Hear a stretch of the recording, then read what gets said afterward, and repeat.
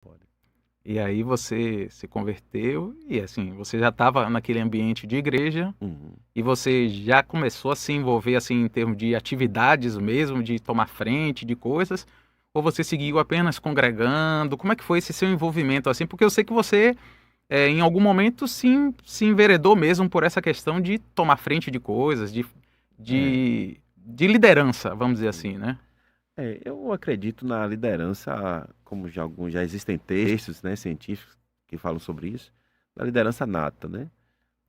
Desde escola, sempre nos lugares que eu estava, eu acabava assumindo algum papel de liderança. Quando eu fui para a igreja, eu com 8 anos de idade, nos embaixadores do rei, quando eu fiz 10 anos, ou foi 11, eu já era embaixador-chefe. Eu já exerci uma função de chefia nos embaixadores do rei. E quando passou esse período, eu vi que a igreja passou também a me olhar mais nesse propósito. E me colocavam uma vez para pregar. Eu preguei pela primeira vez com 14 anos de idade. Imagine, Legal. 14 anos de idade, nervoso. Não me pergunte o que foi que eu preguei. Eu sei que eu bebia água mais do que pregava e o papel caía no chão 700 vezes, né, de nervosismo. Mas a gente sente que havia um trabalhar de Deus naquilo ali. Sim, Então, quando eu saio dali estou ali nos embaixadores, eu vou ser embaixador-chefe, e aí depois eu cresço ali dentro, vou ser conselheiro dos embaixadores, depois fui para o grupo de ação missionária, e aquilo foi ganhando corpo, né? E indo para a liderança com 20 anos, eu já estava na liderança da Juventude Batista de Salvador, né? Junto com uma equipe que fez uma história grandiosa. Então a igreja, ela começou não somente a igreja, mas logicamente é justamente a ação de Deus na vida da gente, né? E a igreja começa a perceber essa ação de Deus. Isso é importante a igreja perceber isso, sim, né? E fortalecer isso, sim, apoiar esse trabalho de liderança. E eu me senti apoiado pela minha igreja. sim, Até citar aqui a primeira igreja batista de plataforma, sim. que é onde eu sou nascido e criado, né? E ali eles fortaleceram essa visão de liderança. E isso culminou, né? Sim, Porque talvez você me pergunte depois, que é a questão do seminário, né? sim, Que é sim, uma história também bem interessante. sim. Eu acho interessante isso, Ryan, É. porque às vezes a gente que eu digo aqui, estou generalizando, claro, eh, a gente tem um olhar com certo preconceito em relação ao jovem, devido ao estilo, a certa afinidade que o jovem tem, e aqui eu vou botar muitas aspas, com as coisas do mundo, e com a imaturidade, sobretudo os jovens dessa geração mais atual, que acaba amadurecendo mais tardiamente e a gente acaba tendo um certo preconceito.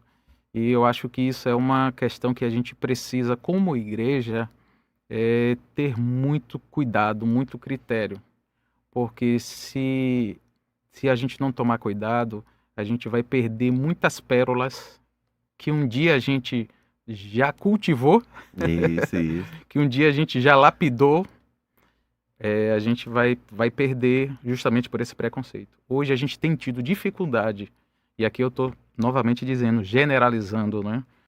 A gente tem tido dificuldade de selecionar jovens que tenham eh, aspirações pelo ministério. Uhum. E a questão é, será que de fato é que não se tem jovens com aspiração ao ministério? Ou será que a expectativa dos que estão mais velhos é que tenham jovens com a mesma cabeça que os mais velhos têm? Então, eu acho que talvez a gente, como mais velhos, a gente precise quebrar o paradigma nosso, Isso. de que os tempos são outros, embora a palavra de Deus seja eterna, e que a gente precisa ter um olhar diferente em relação aos jovens de hoje, para que a gente consiga adaptar essas duas coisas. Uma nova geração, mas que teme a Deus e que esteja contextualizada para que a gente tenha o melhor das duas coisas. Perfeito, né? Você tocou num ponto muito importante. Porque assim, liderança para mim é o que me atrai. É o foco do meu ministério, inclusive. É formação de líderes. Um exemplo disso é que na igreja que eu pastorei hoje, 12 anos, nós temos 3 jovens que nós encaminhamos para o seminário. A igreja percebeu o ministério de Deus na vida deles, ainda jovens, encaminhamos para o seminário, sustentamos eles no seminário, dávamos uma bolsa para eles comprarem livros, passagem ou algo que eles precisassem. E após isso havia um projeto para eles também. Havia um campo para eles trabalharem. O que eu percebo, na verdade, é a perspectiva de liderança nas igrejas. Às vezes isso não está muito claro. Sim.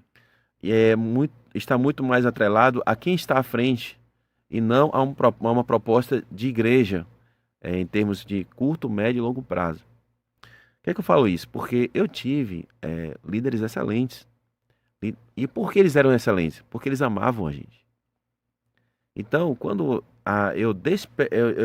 vou me despir daquilo que eu entendo, que eu acho, mas eu passo a amar e cultivar aquela planta que está crescendo, ela vai tomar forma, ela vai crescer, ela vai desenvolver de forma sadia.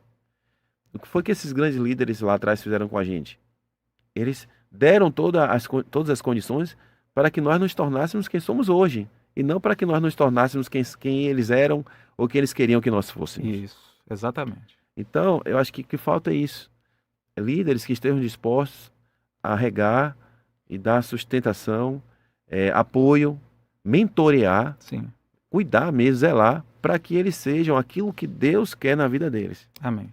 O processo de Deus acontece, não o meu processo, não a minha ação. Porque perceba que, a gente já viu isso várias vezes, o homem, se ele pegar uma borboleta, um casulo e tentar tirar e fazer com que ela vire borboleta antes do tempo, ela não vira. Sim. Ela precisa passar por aquele processo dela, de sair do casulo, de se fortalecer, aquilo faz parte do processo.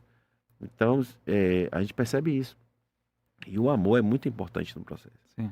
Então foi isso que formou aquela liderança. Quando eu falo aquela liderança, porque não só fui eu gerado dessa liderança. Sim, sim. Eu tenho hoje da minha geração vários que são pastores, líderes, Sim. até nas suas empresas, Sim. empresários que foram gerados daquele momento, Sim. daquele processo histórico. Então eu acho que hoje a mentalidade de liderança está dentro disso que você falou, Leandro. Sim. Da gente olhar não o que a gente quer que seja, mas o que Deus quer fazer. Sim. Porque eu não estou conseguindo ver o que vai acontecer daqui a 20 anos, mas Deus tem um controle sobre isso. Com certeza. Então ele está preparando aquele líder não para hoje, mas muitas vezes para as necessidades que nós teremos daqui a 20 anos. Isso. Que hoje talvez estejam apenas embrionárias, mas lá à frente elas estarão maiores.